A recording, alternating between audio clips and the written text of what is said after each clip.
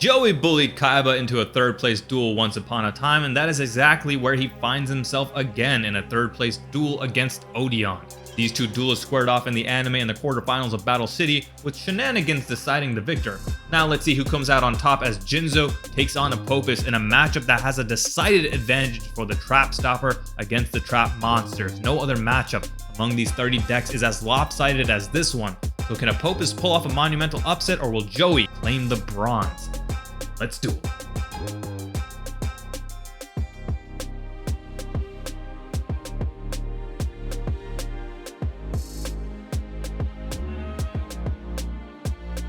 This is a battle between the 12th and 11th seed, making it all the way to the round of third place. So that means Apophis will choose who goes first and will open up with 1 set, 2 set, 3 set, and turn pass to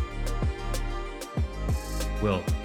Before doing anything, Apophis will activate hidden traps of Anubis, set an Apophis trap from the deck to the field. That'll be Sword of Apophis that can be activated this turn. Since only Apophis controls back row, Jinzo special summons Jinzo Clone from hand. And Apophis will immediately use Sword of Apophis' effect, but that'll be stopped by Cyber Energy Shock. Since Jinzo Clone is treated as Jinzo on the field, Cyber Energy Shock can destroy any card on the field. Will go ahead and destroy the Sword of Apophis, but Apophis will chain Apophis the Swamp Deity to that. So if it can be summoned as a monster, it can negate one other effect on the field, and it'll be special summoned as a 2000 attack, 2200 defense, will negate the Cyber Energy Shock. So Sword of Apophis will go ahead and be summoned as a monster and destroy a card on each side of the field. Will destroy Swamp Deity and the Jinzo Clone, preventing Jinzo from getting Jinzo on board. Now he's got a normal summon Jinzo the Trap Master, and will go ahead and pass back to Apophis. So able to prevent Jinzo from being summoned and locking down any other plays. Let's see if Apophis can make use of that opportunity. Activates Temple of the Kings, can now activate a trap. The turn it will set at least one per turn. We'll set one and go ahead and activate that Spirit of Apophis. Will be summoned as a monster and set an Apophis trap that is in the graveyard as a trap on the field. Can be activated this turn. Spirit of Apophis takes on the stats of 16 and 18. Spirit of Apophis will ram into the Trap Master, take 200 damage, and its effect will activate in the graveyard. Since it was destroyed as a monster, can either set an Apophis trap from the deck or add one to the hand. It'll add Hand of Apophis to the hand. Then we'll pass back to Jinzo. Jinzo's got nothing. Passes back to Apophis.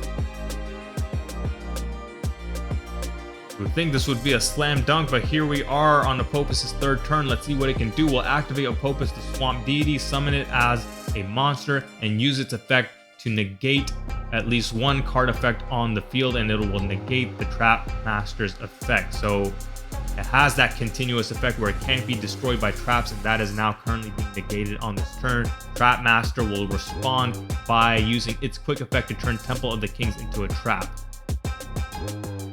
Now, since the set trap was activated, Lord of the Heavenly Prison can be summoned, special summoned from the hands, but since it wasn't revealed in hand, won't be able to set a spell trap from the deck. But getting that 3000 body on the board is huge against a deck that can push out 2400 attack monsters. Apophis sets a trap and can activate it this turn. Will set Chaos of Apophis and special summon it as a monster, which will then banish a card from the opponent's graveyard. Will banish the Jinzo Clone. Sword of Apophis changed to attack mode. Will push for all these attacks. Lord of the Heavenly Prison attacks over the Trap Master, dealing 12. Chaos of Apophis attacks for 16. Sword of Apophis attacks for 16.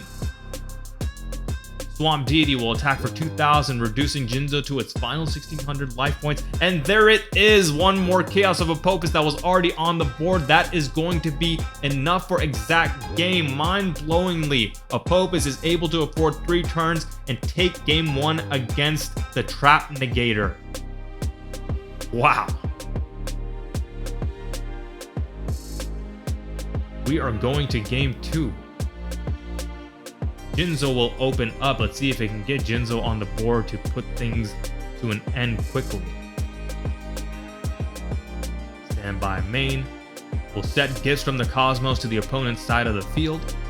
will then summon Psychic Bounder, who, when summoned, can add a Jinzo or spell trap that mentions it from deck to hand.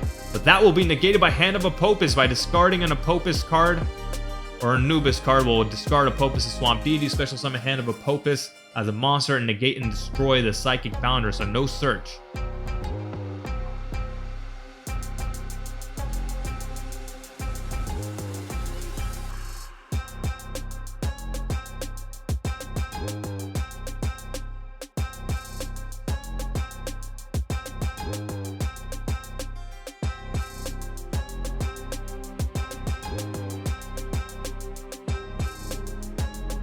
Alright, Apophis will set 2 and activate Seal of Serket. So Seal of Serket has the ability to negate the effect of any card that specifically negates or destroys only traps.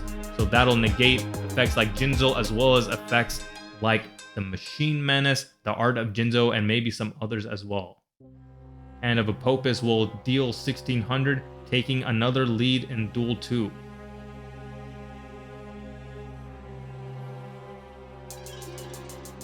Jinzo normal summons Ejector, but that'll be met by the activation of Sword of Apophis, which will be then chained by Cyber Energy Shock. So Ejector, like Jinzo clone, is named Jinzo on the board, so Cyber Energy Shock can destroy any card on the field, will destroy that Sword of Apophis.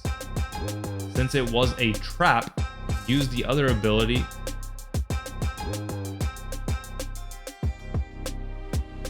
Don't know if it did, but Apophis will at the end of that resolution use Sword of Apophis. So we'll activate Spirit of Apophis to set Sword of Apophis back from the graveyard, and we'll then likely go ahead and activate that to destroy the Ejector as well as the Hand of Apophis. Since Hand of Apophis is destroyed as a monster, can discard a card from the opponent's hand. We'll discard Jinzo the Trap Master. So only one card in hand. Again, kind of maybe glitching here in this replay. Should be 2 cards in hand. Turn passes to Apophis. Can it get enough attack on board to end the game right here? Looks like it won't. We'll proceed straight to the battle phase. We'll attack for 16 and 16 with the Spirit and the Sword, reducing Jinzo down to its final 3,200 life points. Can Jinzo get anything going? Or are we on the verge of that monumental upset? Jinzo draws, sets a monster, and turn passes. Apophis draws. Will activate Sword of Apophis, so it can destroy a card on each side of the field. Will target its own Spirit of Apophis and the monster that Jinzo controls. That is Toy Jinzo. So both players are going to trigger effects in the graveyard. Spirit of Apophis will nab an Apophis trap from the deck, and Toy Jinzo's effect will activate to special summon a Jinzo from hand or graveyard. Will special summon Jinzo Ejector. Spirit will grab Sword of Apophis from the deck. Can Apophis get over this 2,000 defense wall right now? Doesn't look like it can, so Jinzo gets one more turn to try to turn things around. Ejector's effect activates. That will be negated by Ash Blossom. Again, one set monster, turn passes.